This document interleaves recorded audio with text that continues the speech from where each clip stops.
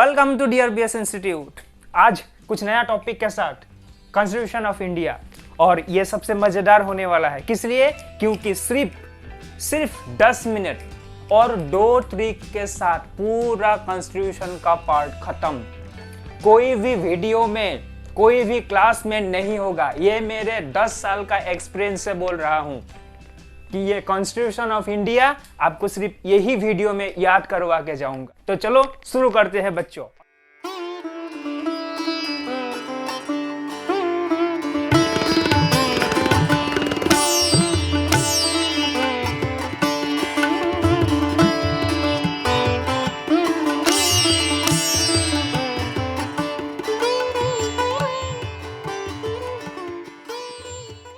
तो my dear students, आज हम लोग कॉन्स्टिट्यूशन ऑफ इंडिया एक ही वीडियो में खत्म करने वाले हैं। सारे पार्ट आप लोगों को याद हो जाना चाहिए। आज ही खत्म करके जाऊंगा मैं।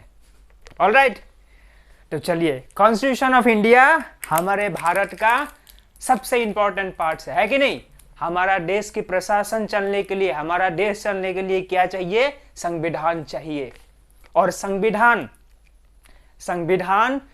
इंडिया का फ्रीडम, मतलब भारत स्वाधीन होने से पहले ही शुरुआत हो गया था। कब हुआ था बता सकते हैं? तो संविधान का पहला सेशन स्टार्ट हुआ था आपको दिन के 11 बजे। कितने बजे?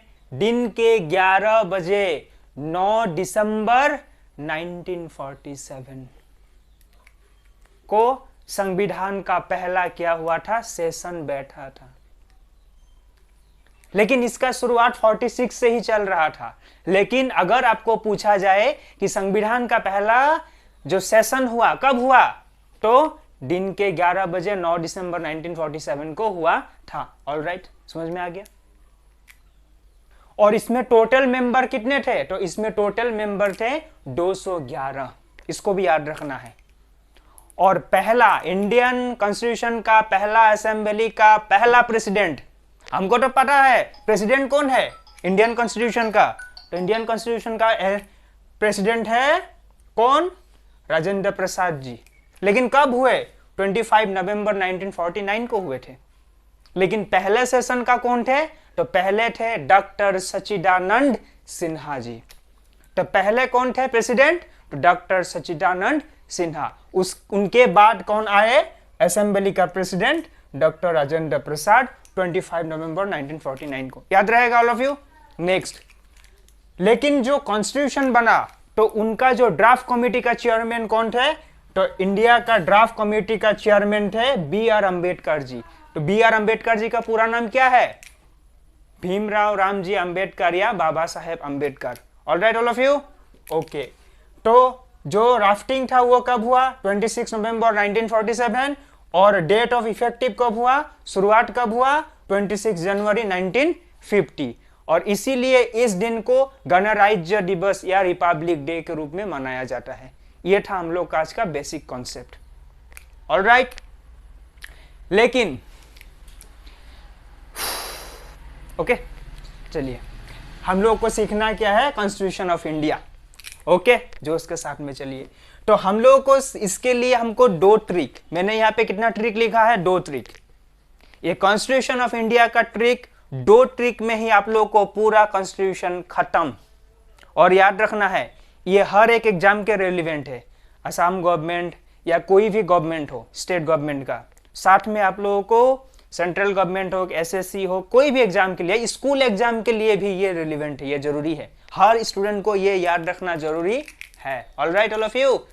तो अभी पहला ट्रिक में देखते हैं कि अगर आप लोगों को कहां जाना हो, आप लोगों को अमेरिका जाना हो। आप लोगों को अगर अमेरिका जाना हो तो आप लोग किससे जाएंगे? पैदल, साइकिल लेके, बाइक लेके? नो। कैसे जाएंगे आप लोग? एरोप्लेन से। लेकिन अभी कभी जाना है, तब क्या करोगे आप लोग? तब आप लोगों को क्या करना है? रॉकेट में जाना पड़ेगा। ठीक है? चंद्रयान के बाद नहीं, वो दूसरा वीडियो में आने वाला है। चंद्रयान दूसरा वीडियो में आने वाला है। तो आप किससे जाओगे? रॉकेट से जाओगे। तो रॉकेट के लिए क्या करोगे? किससे परमिशन लाओगे? मोदी से लाओगे ना, मोदी से।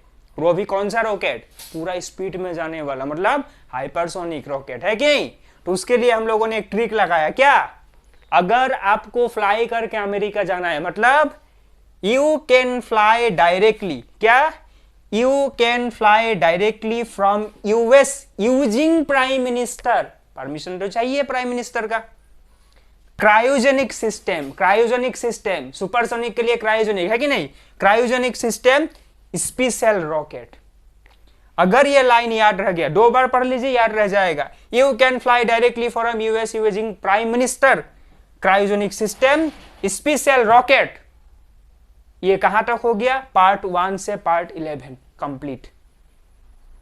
इसके एलाबोरेट करेंगे, पहले हम लोग ट्रिक लिखते, उसके बाद में ट्रिक 2।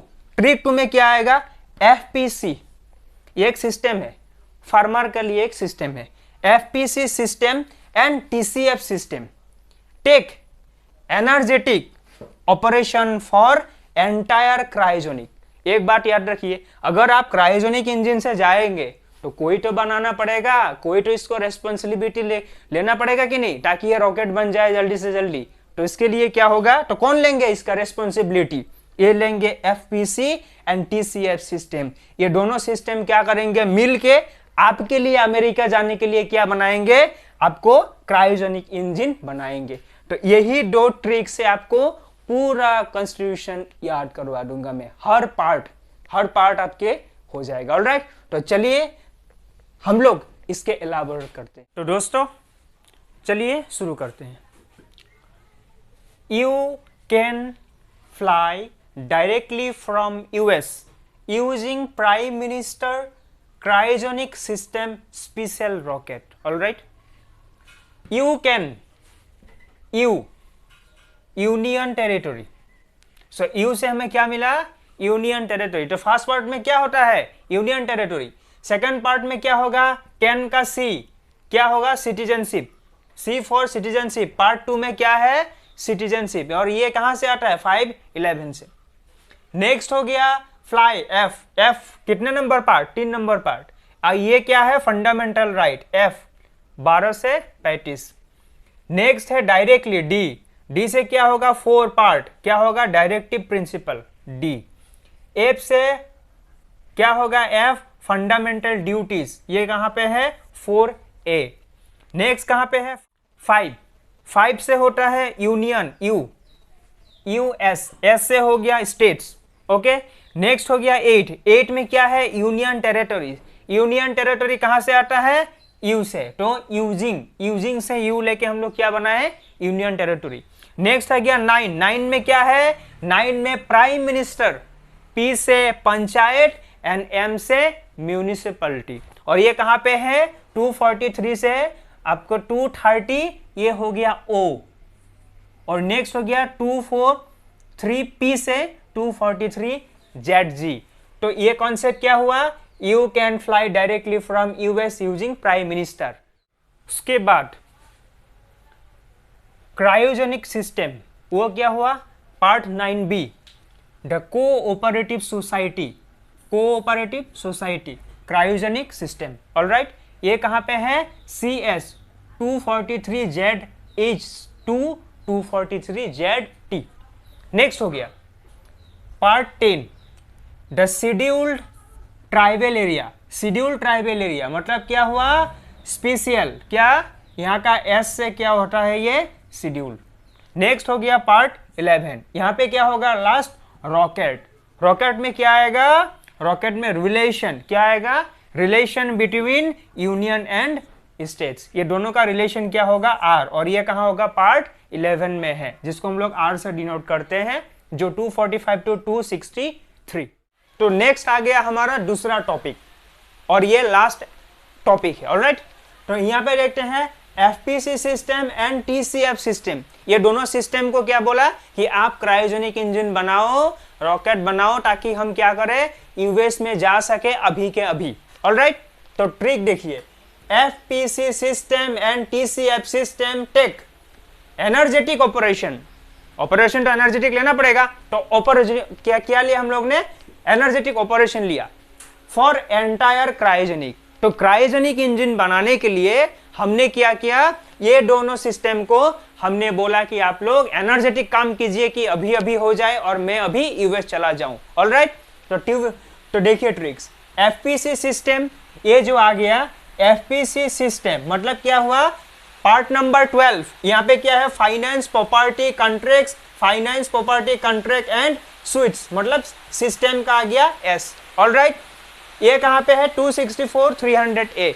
नेक्स्ट आ गया पार्ट 13। पार्ट 13 में क्या है, नेक्स्ट आ गया टीसीएफ मतलब trade commerce finance with in India.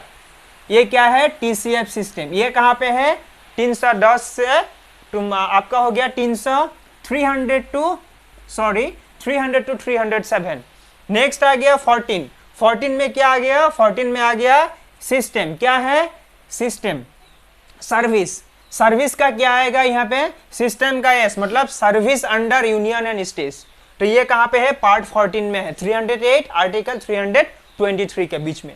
Next आ गया 14A। यहाँ पे क्या है, टेक। टेक का क्या आएगा यहाँ पे, टी मतलब ट्राइबल एरिया। तो पार्ट 14A में क्या है, ट्राइबल एरिया। नेक्स्ट आ गया ट्रिब्यूनल एरिया, सॉरी काट दे यहाँ पे। हाँ, पार्ट 14A में क्या है, पार्ट 14 में है टेक का टी मतलब 14A ट्रिब्यूनल एरिया। तो ये कहां पे आ गया, आर्टिकल 323A से 323B तक। ऑलराइट, नेक्स्ट आ गया 15 में क्या है, इलेक्शन। इलेक्शन का एनर्जेटिक का ई ले लीजिए। ई क्या हुआ, 15 इलेक्शन 343 से 351। नेक्स्ट आ गया पार्ट 17 में क्या है, ऑपरेशन। ऑपरेशन का आ गया ओ मतलब ऑफिशियल लैंग्वेज। ऑलराइट, नेक्स्ट आ गया क्या, 18 में क्या है, 18 में एंटायर मतलब इमरजेंसी ई। और ये कहां पे 352 से 360 जो राष्ट्रपति के अंदर या प्रेसिडेंट के अंदर होता है। नेक्स्ट हो गया आर्टिकल नंबर 20, 19 नहीं चाहिए, 20 क्या है, कॉन्स्टिट्यूशन करेक्शन या अमेंडमेंट ऑन कॉन्स्टिट्यूशन भी बोला जाता है। तो ये क्या हो गया, 20 पार्ट में है, जिसको हम लोग क्रायोजेनिक का सी भी लेंगे। तो दोस्तों ये ट्रिक 1 और ट्रिक 2 अगर आप 2 या 3 बार अच्छे से पढ़ लेंगे तो आपको कॉन्स्टिट्यूशन का पार्ट कोई भी और प्रॉब्लम नहीं होगा। और ये ट्रिक ओनली ऑन हमारे DRBS यूट्यूब चैनल में ही मिलेगा। तो दोस्तों आइए क्लास रेगुलर कीजिए और कुछ नया नया ट्रिकी कॉन्सेप्ट के साथ में अपना तैयारी कीजिए। और ये हर एग्जाम के लिए भी रेलिवेंट है, हर क्लास हर स्कूल स्टूडेंट के लिए भी रेलिवेंट है। तो वीडियो अच्छे से देखिए, अच्छा लगे तो लाइक कीजिए, शेयर कीजिए, सब्सक्राइब कीजिए और रेगुलर अटेंड कीजिए, ताकि हमारे DRBS इंस्टीट्यूट का जो ऑफिशियल चैनल है इसका भी हम आगे ले जा सके और आप लोगों को मदद कर सके। और ये जो कोर्स चल रहा है, आपको एक बात बोल के गर्व होगा कि मेरा लगभग 10 साल 11 साल का एक्सपीरियंस और लाखों स्टूडेंट हजारों स्टूडेंट को पढ़ाया हुआ मेरा एक्सपीरियंस के साथ में बोल रहा हूं कि ये जो टॉपिक है अगर आप 2-3 बार अच्छे से रट लेंगे तो ये आपके लिए बहुत सुविधा होगा और आगे के लिए भी आप लोग फायदेमंद रहेंगे। तो ओके, धन्यवाद, सत श्री अकाल, जय हिंद, नमस्ते, बाय बाय।